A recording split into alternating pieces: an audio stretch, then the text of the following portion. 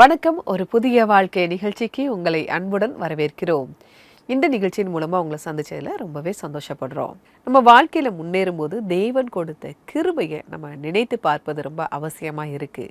2025ஆம் ஆண்டின் இறுதி நாட்கள்ல இந்த வருடம் முழுவதும் தேவன் நம்ம எப்படி வழிநடத்தி கொண்டு வந்திருக்கிறார், அதை நம்ம நினைச்சு பார்க்க போறோம். இந்த 2025ஆம் ஆண்டுல ஒரு புதிய வாழ்க்கை நிகழ்ச்சி தன்னுடைய 20வது ஆண்டை நிறைவு செஞ்சிருக்கு. இந்த 20 வருடமும் தேவன் எப்படி இந்த நிகழ்ச்சி கூடவே இருந்தார். அதாவது ஒரு நீண்ட பயணம். இந்த பயணத்துல தேவனுடைய கிருபை எங்களை அப்படியே சூழ்ந்து கொண்டது. ஒவ்வொரு நொடியும் தேவன் நம்மோடு கூட இருந்து நமக்கு உதவி செய்திருக்கிறார். அதனால இந்த நேரத்தில் தேவனுக்கு நாங்கள் இந்த மகிமையை செலுத்துகிறோம். இப்போது பல மொழிகளில் அமைந்த ஒரு மேஷப் பாடலை பார்க்கலாம்.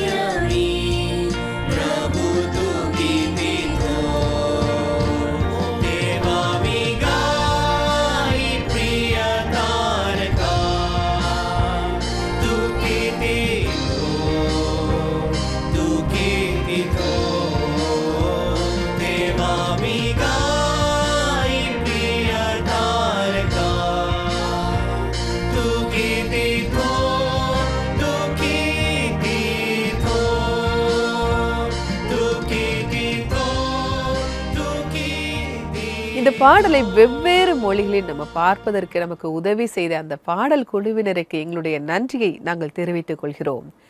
ஆண்டவருடைய கிருபை நம்ம வாழ்க்கை முழுவதும் தொடர்ந்து கொண்டே இருக்குது அப்படிங்கிறத இந்த பாடல் நமக்கு ஞாபகப்படுத்தி இருக்கு. நம்முடைய நிகழ்ச்சியில ஒவ்வொரு கொயர் குழுவினர் பாடிய பாடல்களையும் நாங்கள் உங்களுக்காக வழங்கிக்கிட்டு இருக்கோம். இதுல எந்த பாடல் உங்களுக்கு ரொம்ப பிடிக்கும் அப்படிங்கிறத சிபிஎன் இந்தியா யூடியூப் சேனல்ல கமெண்ட் செஷன்ல நீங்க பதிவு பண்ணுங்க. கடந்த 20 வருடங்களா நாங்கள் நிறைய சாட்சிகளை ஒளிபரப்பியிருக்கோம். இதை பார்த்த நிறைய பேருடைய வாழ்க்கையில ஒரு மாற்றங்கள் வந்திருக்கு. அதை நிறைய பேர் சொல்லியிருக்காங்க. அப்படிப்பட்ட ஒருத்தங்களுடைய சாட்சியை தான் நம்ம பார்க்க போறோம். ஒரு புதிய வாழ்க்கை நிகழ்ச்சியை பார்த்த லால் சந்துடைய வாழ்க்கையில் என்னென்ன மாற்றங்கள் வந்ததுன்னு அவங்க சொல்றாங்க. வாங்க பார்க்கலாம். மிகவும் சிறு வயதிலேயே தன் அப்பா இறந்ததற்கு பிறகு லால்சந்த் தன் அப்பாவினுடைய கடமைகளை செய்வதற்காக பழம் விற்கும் வேலையை செய்ய ஆரம்பித்தார்.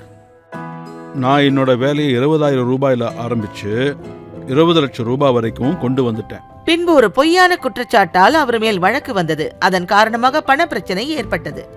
என்கிட்ட இருந்த ரூபாய் எல்லாமே அந்த கேஸுக்கே செலவாயிடுச்சு. அதுக்கு பிறகு எனக்கு ஒரு பிளாட் இருந்துச்சு, அதையும் நான் விற்க வேண்டியதாயிடுச்சு. அதுக்கு பிறகு என் மேல கடன் அதிகமாயிடுச்சு. என்ன நடந்தது என்ன நடக்கலங்கிறது ஒண்ணுமே புரியல. மீண்டும் வியாபாரத்தை தொடங்குவதற்காக அவர் கடன் வாங்க தொடங்கினார். ஆனால் அவர் இந்த கடன் வலையில் பயங்கரமாக சிக்கிக் கொண்டார்.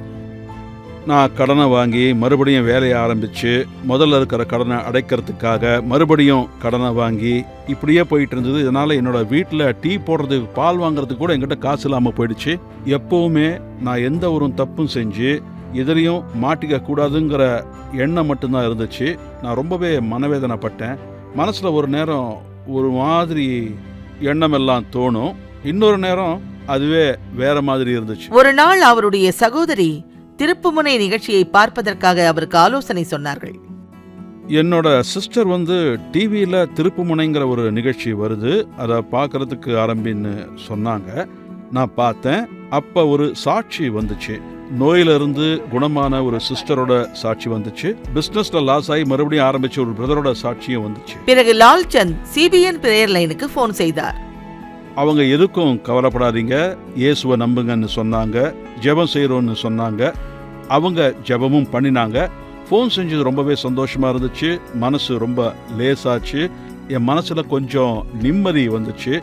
இயேசுவார் அடுத்தவங்களுக்கு செய்ய முடிஞ்சா எனக்கும் செய்வாருங்கிற நம்பிக்கை எனக்கு வந்துடுச்சு. அந்த சமயத்தில் லாக்டவுன் தொடங்கிவிட்டது. லாக்டவுன்ல நான் காய்கறி மற்றும் பழங்கள் விற்கிறதுக்கு ஆரம்பிச்சேன். மக்களுக்கு சாப்பிட்றதுக்கு கூட சாப்பாடு இல்லை. ஆனா இயேசு என்னை நிறையவே ஆசீர்வதிச்சாரு. நான் என்னோட ஃபேமிலியை நடத்துவதோடு இல்லாம நான் 2 வேலைக்காரங்களையும் வச்சிருந்தேன். என்னால அவங்களுக்கும் சாப்பாடு போட முடிஞ்சது. அதோட பணத்தையும் கொஞ்சம் சேவ் பண்ண இயேசு என்னை ஆசீர்வதிச்சாரு. லாக்டவுனுக்கு பிறகு அவர் சர்ச்சுக்கு செல்ல தொடங்கினார். சர்ச்சில் நான் நிறைய கேட்டேன். இயேசுவோட மகிமையை பற்றி கேட்டேன். இயேசு கிறிஸ்துவை பற்றி நான் நிறைய விஷயங்களை தெரிஞ்சுக்கிட்டேன். அது எனக்கு ரொம்பவே சந்தோஷமாக இருந்துச்சு. எனக்கு மறுபடியும் நல்ல வாழ்க்கை கிடைச்சது. மற்றவங்களுக்கெல்லாம் எப்படி நல்ல வாழ்க்கை கிடைச்சதோ அதே மாதிரி எனக்கும் அருமையான வாழ்க்கை கிடைச்சது. ஆனால் சிறிது நாட்களிலேயே அவருடைய உடல்நிலை மோசமாக இருக்க ஆரம்பித்தது. பிறகு அவர் சிபிஎன் பிரேயர் லைனில் தன் மகளின் வேலைக்காக ஜெபம் செய்ய தொடங்கினார். நான் ஜெபம் செஞ்சுக்கிட்டே இருந்தேன். உங்க மகனுக்கு நல்ல வேலை கிடைக்கும்னு அவங்க சொன்னாங்க. பிறகு ஒரு நாள் என்னோட மகனுக்கு இன்டர்வியூ நடந்துச்சு. அவன் செலக்ட் ஆயிட்டான். இப்ப என் பையன் நல்ல வேலையில இருக்கான். இன்று அவர் சிபிஎன் பிரேயர் லைனுக்கும் திருப்புமுனை நிகழ்ச்சிக்கும் நன்றி உள்ளவராக இருக்கிறார். திருப்புமுனை நிகழ்ச்சி மூலமா நான் இயேசுவை தெரிஞ்சுக்க முடிஞ்சது. திருப்புமுனை நிகழ்ச்சி எனக்கு ஆசீர்வாதம் தந்துச்சு. இயேசுதான் எனக்கு இப்போ கடவுள். எனக்கு எல்லாமே அவர்தான். நான் இயேசுவை தெரிஞ்சுக்கிட்டு அவருக்கு பக்கத்துல வந்ததை பத்தி ரொம்பவே சந்தோஷப்படுறேன். என்னோட வாழ்க்கையே அவர்தான். என்னோட எல்லாமே எனக்கு ஆண்டவர் தான். லால்சந்த், உங்களுக்காக நாங்களும் தேவனுக்கு நன்றி சொல்லுகிறோம். ஏன் அப்படின்னா உங்க வாழ்க்கையை மாற்றுவதற்கு தேவன் நம்முடைய நிகழ்ச்சியை பயன்படுத்தி இருக்கிறார். தேவனுக்கு மகிமை உண்டாவதாக. நம்ம வாழ்க்கையில வரக்கூடிய முக்கியமான தருணங்களை தான் நம்ம என்ன சொல்றோம் அப்படின்னா, இது என்னுடைய வாழ்க்கையினுடைய ஒரு மைல்கல் அல்லது மைல் ஸ்டோன் அப்படின்னு சொல்றோம். இந்த மைல்கல் மைல்ஸ்டோன் எல்லாம் நம்ம கொண்டாடுவது ரொம்ப அவசியமாக இருக்குது. ஏன் அப்படின்னா இது எல்லாமே தேவனுடைய ஆசீர்வாதங்களாக இருக்குது. அதை தான் நம்ம கடந்த நாட்களை நினைவுபடுத்தணும் அப்படிங்கிறத தேவனுமே சொல்கிறாரு. இப்போ நம்ம ஒரு கார் ஓட்டுறோம், முன்னாடி ஒரு பெரிய கண்ணாடி இருக்குது. அது எதிரிலேருந்து வரக்கூடிய காற்று நம்ம மேலே பாதிக்காத அளவுக்கு அந்த கண்ணாடி தடுக்குது. ஆனால் சைடில் பார்த்தீங்கன்னா ரியர் வியூ மிரர் ஒன்று இருக்கும், அது சின்னதாக தான் இருக்கும். அதை நம்ம அப்பப்போ பின்னாடி என்ன வருது அப்படிங்கிறத பார்க்குறோம். அதே மாதிரி நம்முடைய வாழ்க்கையிலும் கூட நம்ம அப்பப்போ பின்னோக்கி பார்ப்பது கொஞ்சம் அவசியமாக இருக்குது. பைபிளில் பார்க்குறோம், தேவன் ஜனங்களுக்கு ஒரு பெரிய அற்புதத்தை செய்கிறாரு. ஆனால் அந்த நேரத்தில் ஒரு செயலை செய்ய சொல்கிறாரு. அந்த செயலை வச்சு தான், அதாவது ஒரு கல், அந்த கல்லை அவர் எடுத்து வைக்க சொல்கிறாரு. அங்கேருந்து தான் இந்த மைல்ஸ்டோன் அப்படிங்கிற வார்த்தை தொடங்குது அப்படின்னு தான் நான் நினைக்கிறேன். உங்களுக்காக பைபிள்லேருந்து இந்த பகுதியை வாசிக்கிறேன். யோசுவா 4ஆம் அதிகாரம் 21 23 வசனங்கள். இஸ்ரவேல் புத்திரரை நோக்கி, நாளை உங்கள் பிள்ளைகள் இந்த கற்கள் ஏதென்று தங்கள் பிதாக்களை கேட்கும்போது நீங்கள் உங்கள் பிள்ளைகளுக்கு அறிவிக்க வேண்டியது என்னவென்றால், இஸ்ரவேலர் வெட்டாந்தரை வழியாய் இந்த யோர்தானை கடந்து வந்தார்கள். பூமியின் சகல ஜனங்களும் கர்த்தருடைய கரம் பலத்ததென்று அறியும்படிக்கும் நீங்கள் சகல நாளும் உங்கள் தேவனாகிய கர்த்தருக்கு பயப்படும் படிக்கும். செங்கடலை உலர வைத்த தேவன் இன்னும் ஒரு நாள் யோர்தான் நதியையும் உலர வைத்தார். அது நடுவே மக்கள் போயிருக்காங்க. ஆனா இது அடுத்த ஜெனரேஷனுக்கு தெரியணும், அந்த பிள்ளைங்களுக்கு தெரியணும். அதற்காக அந்த கல் எடுத்து வைக்க சொல்றாரு. 12 கோத்திரத்திற்கும் 12 கற்கள் எடுத்து வைக்க சொல்றாரு. இந்த கல் எதற்குன்னு உங்க பிள்ளைங்க கேட்கும்போது, யோர்தான் நதியை தேவன் கடந்து வர உதவி செய்தார், ஒரு பெரிய அற்புதத்தை செய்தார், அதற்கான நினைவு தான் இந்த கல் அப்படின்னு அந்த பிள்ளைங்களுக்கு நீங்க சொல்லணும் அப்படின்னு கர்த்தர் அந்த இடத்துல சொல்றாரு. அதுதான் மைல்ஸ்டோன் அல்லது அந்த ஸ்பெஷல் டேஸ் அப்படிங்கிறது நம்ம மறுபடியும் கொண்டாடணும், நினைவு கூறணும் அப்படிங்கிறது ரொம்ப அவசியமாக இருக்குது. ஏன் அப்படின்னா அந்த நாளில் இருந்து தான் தேவன் எங்கேருந்து உங்களை எந்த இடத்துக்கு கொண்டு போனாரு அப்படிங்கிறது நமக்காக தெரிய வரும். நம்முடைய கஷ்டமான நேரத்தில் தேவன் நம்ம கூட இருந்ததை மறக்காம அவருக்கு நீங்கள் நன்றி சொல்லணும். உங்களுடைய வாழ்க்கையிலும் உங்களுடைய குடும்பத்திலும் இப்படிப்பட்ட ஒரு மைல்ஸ்டோன் இருக்குதா? தேவன் உங்களுக்கு செய்த அற்புதம் ஏதாவது ஒன்று இருக்குதா? அதை நீங்கள் உங்கள் பிள்ளைங்களுக்கு சொல்லிக் கொடுங்க, அதை மறக்காதீங்க. அவங்களும் தேவன் அற்புதம் செய்கிறவர், வல்லமையானவர்ங்கிறத உங்கள் பிள்ளைங்களும் கூட தெரிந்து கொள்ளட்டும். உங்களுடைய மைல்ஸ்டோன்ஸை நீங்கள் இங்கே கூட ஷேர் பண்ணவும் செய்யலாம்.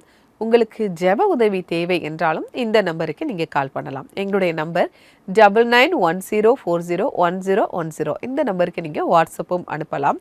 உங்களுக்காக ஜெபிக்க நாங்கள் தயாராக காத்துக்கிட்டு இருக்கோம். எங்களை பொறுத்த வரைக்கும் கடந்த 20 வருடங்களாக ஒரு புதிய வாழ்க்கை நிகழ்ச்சியை தேவன் ஆசீர்வதித்து தந்திருக்கிறார். இது எங்களுக்கு ஒரு பெரிய மைல்ஸ்டோன். தேவனுக்கு நாங்கள் நன்றியை தெரிவித்துக் கொள்கிறோம். இப்போது வருவது ஒரு சிறிய இடைவேளை. இடைவேளைக்கு பிறகு நம்முடைய ரீஜனல் ஃபோக்கஸ் எபிசோடு நம்ம எப்படி கொண்டு வந்தோம், தேவன் எப்படி செயல்பட்டார் அப்படிங்கிறத பார்க்கலாம்.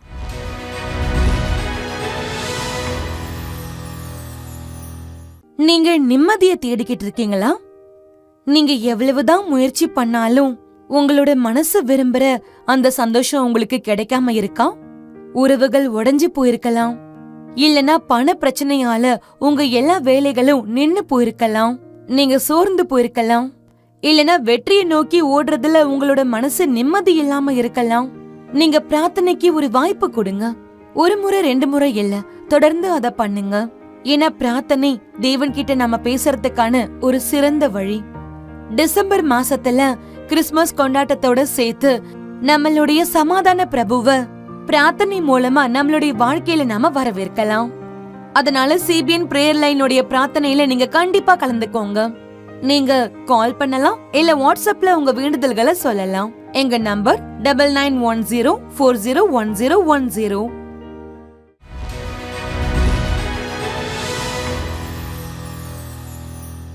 வெல்கம் பேக் டு ஒரு புதிய வாழ்க்கை. கடந்த 20 வருடங்களா தேவன் ஒரு புதிய வாழ்க்கை நிகழ்ச்சியை ஆசீர்வதித்து தந்திருக்கிறார். அதனால தேவனுக்கு நன்றி சொல்லிக்கிட்டு இருக்கோம். நம்ம ஒவ்வொருத்தருக்குமே ஒரு தாய்மொழி இருக்கும். அதாவது நம்ம மனசுக்கு ரொம்ப நெருக்கமான மொழியா அது இருக்கும்.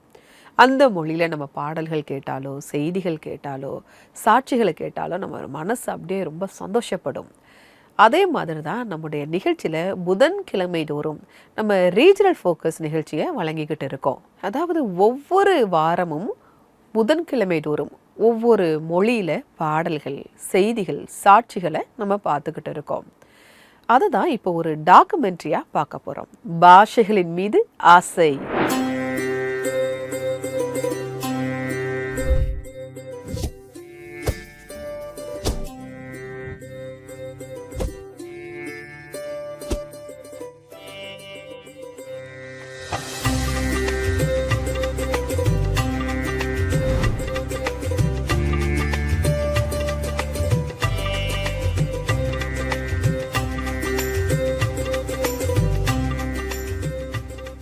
மொழி என்பது வெறும் சொற்களின் தொகுப்பு மட்டுமல்ல, அது மக்களின் வாழும் நாகரிகம் மற்றும் அடையாளம். என் அம்மாவோட குடும்பம் கர்வால இருந்து வந்தாங்க. அங்க இருந்தப்போ அவங்க 23 சங்கீதத்தை பாட்டாக பாடினாங்க. சில ஆண்டுகளுக்கு பிறகு அவங்களோட அண்ணன் ஒரு கடிதம் அனுப்பினாரு. அதுல அவர் 23 சங்கீதத்தை கையால் தங்களுடைய தாய்மொழியில் எழுதியிருந்தாரு. என் அம்மா அதை பல நாட்களா தேடிட்டு இருந்தாங்க. அந்த சீட்டு வந்த நாள் ஒரு புதையல் கிடைச்ச மாதிரி அவங்க அவ்வளோ சந்தோஷப்பட்டுட்டு இருந்தாங்க. அவங்க எவ்வளவு சந்தோஷப்பட்டாங்கன்னு என்னால வார்த்தையால நிச்சயமா சொல்ல முடியாது. எங்களோட கண்டென்ட் முதல்ல ஹிந்திலேயே தான் இருந்தது. ஆனால் பல மொழியில இருந்தும் நாங்கள் பாடல்களை சேர்க்க ஆரம்பித்த போது இந்தியாவில் ஒவ்வொரு மூலையில இருந்தும் ஒவ்வொரு மொழியில இருந்தும் மக்கள் எவ்வளோ மகிழ்ந்தாங்க தெரியுமா?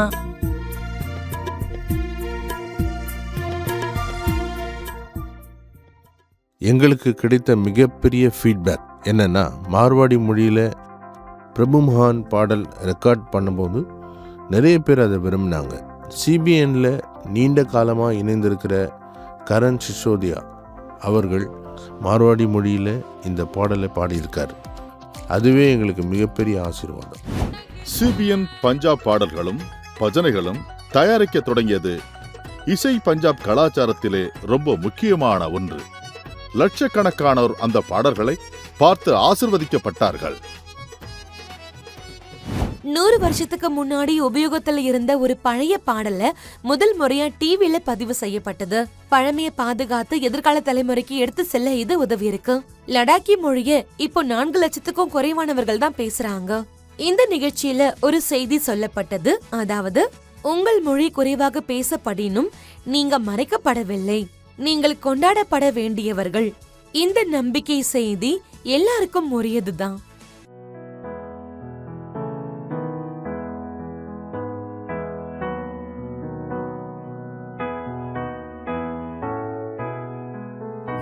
யுனெஸ்கோவின் ஆய்வுப்படி இந்தியாவின் உள்ளூர் மொழிகளில் 30% பேரழிவின் விளிம்பில் இருக்கிறது. உலகத்தில் 2 வாரத்திற்கு ஒரு மொழி அழிகிறது. இதை கவனமாக பார்த்த சிபிஎன் இந்தியா ஆபத்தில் உள்ள மொழிகளில் நம்பிக்கை செய்தி பதிவு செய்ய ஆரம்பித்தது. அந்த மொழியை காப்பாற்றவும் அடுத்த தலைமுறைக்கு கொண்டு செல்லவும் இறை வார்த்தையை அவர்களுக்கு வழங்கவும் இம்முயற்சி உதவியது. அதனால ராஜஸ்தானோட மார்வாடி, பேவாடி, ஆரோட்டி போன்ற மொழியிலும் கர்வாலியிலும் தேவனுடைய வாக்குத்தத்தம் மக்களிடம் சென்றது. வேலைக்காக வெளிநாடுகளுக்கு செல்லும் இந்தியர்களுக்கு இந்த ரீஜனல் லாங்குவேஜில் எபிசோட் மிகவும் உபயோகமாக இருக்கிறது. இந்த பிற மொழி நிகழ்ச்சிகள் வழியே ஆண்டவரின் நற்செய்தி உலகமெங்கும் பரவுகிறது. இதுக்காக நான் ஆண்டவருக்கு நன்றி சொல்றேன். எங்க குழு இந்தியா முழுவதும் பயணம் செய்து பல்வேறு மாநிலங்களிலிருந்து நல்ல செய்திகள் சார்ந்த உண்மை கதையையும் சாட்சியையும் நாங்க பதிவு செய்யறோம். பல மொழி பாடல்களையும் நாங்க உருவாக்குறோம். எல்லா தரப்பு மக்களுக்கும் உபயோகமா இருப்பதாகவே ரீஜனல் ஷோஸ் ஆரம்பமானது. மக்கள் தங்கள் சொந்த மொழியில் காட்சிகள் கேட்டதால் மக்கள் மகிழ்ச்சி அடைந்தனர். ஒரு புதிய வாழ்க்கை நிகழ்ச்சி அவர்கள் வாழ்க்கையில் ஒரு பகுதியாக இடம்பெற்றது. அந்த கதை மக்களிடையே ரொம்ப பிரபலமானது. அந்த கதை ஜிமைமா ஜிஷேன் பத்திய உண்மை கதை. இது எல்லா மக்கள்கிட்டையும் போய் சேர்ந்தது. அந்த புள்ளியிலிருந்து ஒரு புதிய வாழ்க்கை நிகழ்ச்சி மாதம்தோறும் யூடியூப் வழியாக நேபாளி மற்றும் சின்ஹாலா குடும்பங்களுக்கு சென்றடைந்தது.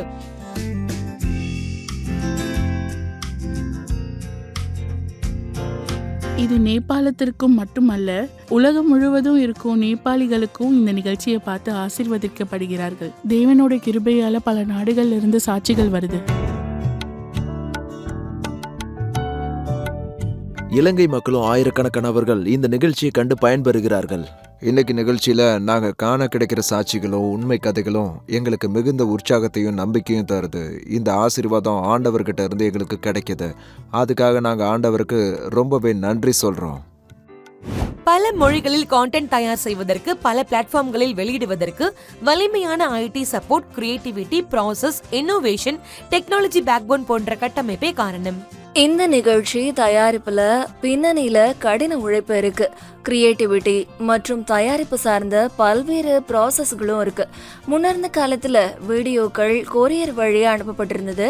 இப்போ ஏற்பட்டிருக்கிற தகவல் தொழில்நுட்ப முன்னேற்றம் காரணமா வீடியோக்கள் உலகத்துல எந்த மூலையில இருந்தும் உடனடியாவே பகிர முடியுது. அதனால இது ரொம்பவே சுலபமா இருக்குன்னு சொல்லணும். 2021 சிபிஎன் இந்தியா சைன் லாங்குவேஜில் மெடிடேஷன் வீடியோஸ் தயாரிக்க ஆரம்பித்தது. நாங்க ஒவ்வொரு மாசமும் வெவ்வேறு தீம்ல நிகழ்ச்சிகளை திட்டமிடுறோம், தயாரிக்கவும் செய்யறோம். ஆனாலும் எல்லாரையும் எங்களுடைய நிகழ்ச்சிகள் சென்றடையறதில்ல அப்படின்றத நாங்க உணர்ந்தோம். அங்கிருந்தே சைன் லாங்குவேஜ் ஜேர்னியை தொடங்கினோம். இப்போ முக்கியமான கண்டென்ட்டுகள் சைன் லாங்குவேஜ் இன்டர்பிரிட்டர்ஸோட ரெக்கார்ட் ஆகுது, எங்களோட ஆடியன்ஸை சென்றடையுது. அந்த மாதிரி தான் ஒரு நிகழ்ச்சிகளையும் நாங்க இப்ப பண்ணிக்கிட்டு வரோம். எல்லா தரப்பு நேயர்களையும் உள்ளடக்குவதற்காக எடுத்து வைத்த அந்த ஒரு படி ஒரு பெரிய சாகசமாகி நம்பிக்கையின் செய்தியையும் புதிய வாழ்க்கை நிகழ்ச்சியையும் இந்தியாவை தாண்டி உலகம் முழுவதும் அனுப்பி கொண்டிருக்கிறது. ரொம்ப அழகான டாக்குமெண்டரி இல்லையா? இதை பார்க்கும்போது இந்த முயற்சி எங்கிருந்து தொடங்கியது, இப்போ நம்ம எப்படி ஆசீர்வாதத்தை பெறுகிறோம் அப்படிங்கிறத நம்ம பார்த்தோம். மொழி இனம் மாறினாலும் தேவனுடைய அன்பு மட்டும் என்னைக்குமே மாறாது. இதுதான் இந்த நிகழ்ச்சியுடைய இதய துடிப்பா இருக்கு. எல்லா மொழி பேசுகிறவங்களும் தேவனுடைய அன்பை அவங்க புரிஞ்சுக்கிடணும், அவங்க வாழ்க்கையில் தேவனை ஏற்றுக்கொள்ளணும் அப்படிங்கிறதுக்காக தான் இந்த ரீஜனல் ஃபோக்கஸ் எபிசோட்ஸை நாங்கள் உங்களுக்காக கொண்டு வரோம். மொழிகள் மாறினாலும் தேவனுடைய அன்பு அங்கே சத்தமாக ஒலிக்குது அப்படிங்கிறத இந்த நிகழ்ச்சியின் மூலமாக எங்களால் பார்க்க முடியுது. இந்த நேரத்தில் உங்ககிட்ட இருந்து ஒரு விஷயத்தை தெரிந்து கொள்ள நாங்கள் விரும்புகிறோம். அதாவது உங்களுக்கு எந்த ரீஜனல் லாங்குவேஜில் பாடல்கள், சாட்சிகள் பார்ப்பது பிடிச்சிருக்கு அப்படிங்கிறத சிபிஎன் இந்தியா யூடியூப் சேனலில் இன்றைய எபிசோடின் கமெண்ட் செஷனில் நீங்கள் பதிவு பண்ணுங்க. உங்கள் பதில்களை தெரிந்து கொள்ள நாங்கள் ஆவலோட காத்துக்கிட்டு இருக்கோம். இப்போது வருவது ஒரு சிறிய இடைவேளை.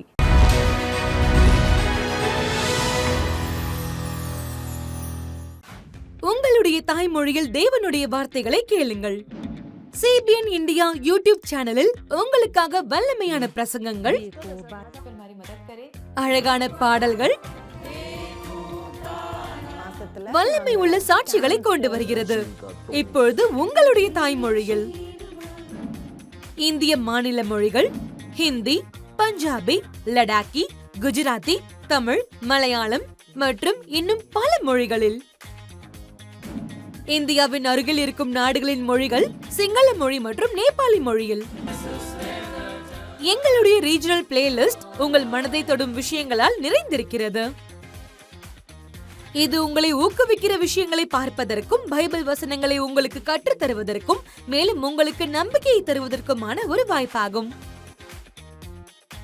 இவை எல்லாமே உங்களுடைய தாய்மொழியில் ஒரு கிளிக் செய்தாலே போதும். இன்றைய சிபிஎன் இந்தியா யூடியூப் சேனலை சப்ஸ்கிரைப் பண்ணுங்கள்.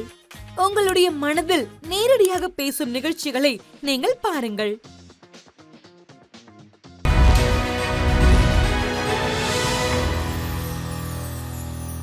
வெல்கம் பேக் டு ஒரு புதிய வாழ்க்கை. கடந்த 20 வருடங்களாக இந்த ஊழியத்தை நடத்துவதற்கு தேவன் கிருபை செய்திருக்கிறார். அதை கொண்டாடக்கூடிய ஒரு விசேஷமான நாளாக இது இருக்கு. இப்போ மனதார தேவனுக்கு நம்ம நன்றி சொல்லுவோம். இப்போ நான் ஜெபிக்க போகிறேன், நீங்களே என் கூட சேர்ந்து ஜெபிக்கலாம். அன்பின் பரலோக பிதாவே, இந்த நேரத்திற்காக நன்றியோடு உம்மை துதிக்கிறோம் அப்பா. எங்களுடைய எல்லா நிலைகளிலும் எங்களுக்கு நீங்கள் உதவி செய்யக்கூடியவங்களாக இருக்கீங்கப்பா. அதற்காக நன்றி ஆண்டவரே. செங்கடலை பிளந்து நடக்க செய்தவர் நீர் ஆண்டவரே. யோர்தானையும் அதை நடக்க செய்தவர் நீர் ஆண்டவரே. உம்முடைய அற்புதங்களுக்கும் அடையாளங்களுக்கும் முடிவில்லை தகப்பனே. எண்ணிலடங்காத அற்புதங்களை செய்தவர் நீர் ஆண்டவரே. அப்பா, இந்த நேரத்திலும் ஜெபித்து கொண்டிருக்கிற ஒவ்வொருவருக்காகவும் உம்முடைய சமூகத்தில் வருகிறோம் ஆண்டவரே. அப்பா, அவங்களுக்கு எவ்வளவு சோதனைகள் திரும்ப திரும்ப வந்தாலும் ஆண்டவரே, மீது வைக்கக்கூடிய நம்பிக்கை இன்னும் ஆழமாக வளரத்தான் அப்படிங்கிறத புரிந்து கொள்ள நீங்கள் உதவி செய்யுங்க ஆண்டவரே. அப்பா, நேற்று எங்களை காப்பாற்றிய தேவன், இன்று எங்களை காப்பாற்றுகிற தேவன், நாளையும் எங்களை காப்பாற்றுகிற தேவனா நீங்க இருக்கீங்க. அதற்காக நன்றி ஆண்டவரே. அப்பா, இந்த நேரத்திலும் நாங்கள் கடந்து வந்த மைல்கல்களுக்காக நன்றி ஆண்டவரே.